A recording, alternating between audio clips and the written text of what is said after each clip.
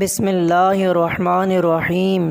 ایک 24 سال کا لڑکا چلتی ٹرین سے باہر دیکھ کر اونچی آواز میں چلاتا ہے کہ دیکھو بابا، درخت پیچھے رہ گئے ہیں، ہم بہت تیزی سے آگے جا رہے ہیں۔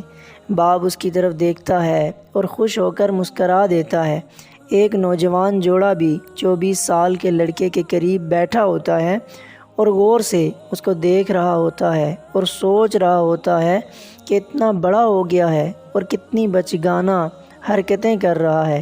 شاید یہ کوئی ذہنی مریض ہے جو باپ کو پریشان کر رہا ہے۔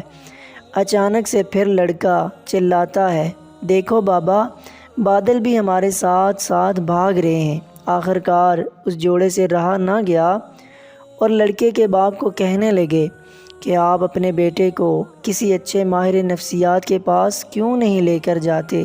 بوڑھا آدمی مسکرایا اور کہا کہ ہم ابھی ڈاکٹر کے پاس سے آ رہے ہیں، لیکن ماہر نفسیات کے پاس سے نہیں، ہم ہسپتال سے واپس آ رہے ہیں۔ میرا بیٹا پیدائشی اندھا تھا، اس نے آج پہلی دفعہ دنیا کو اپنی نظر سے دیکھا ہے۔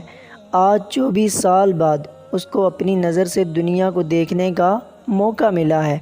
اس کا یہ رویہ آپ کے نزدیک احمقانہ ضرور ہوگا، لیکن میرے لیے یہ کسی معجزے سے کم نہیں ہے۔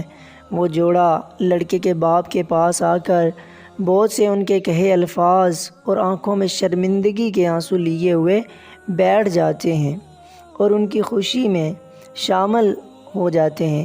حاصل کلام یہ ہے کہ دنیا میں ہر انسان کی کوئی نہ کوئی کہانی ضرور ہوتی ہے، لیکن ہم لوگوں کو بہت جلد ان کے ذاتی معاملات میں دخل اندازی کرنا اور رائے دینا اپنا فرض سمجھتے ہیں، یہ نہ جانتے ہوئے کہ وہ کون ہیں اور ان کو کیا مسئلہ ہے۔ اس کہانی کا سچ بھی آپ کے لیے حیران کن ہے۔ دوسروں کی زندگی میں جھانکنے کے بجائے اور رائے دینے کے بجائے اپنی زندگی پر توجہ دیں۔ اللہ تعالی ہمیں سمجھنے کی توفیق عطا فرمائے۔ آمین ثم آمین۔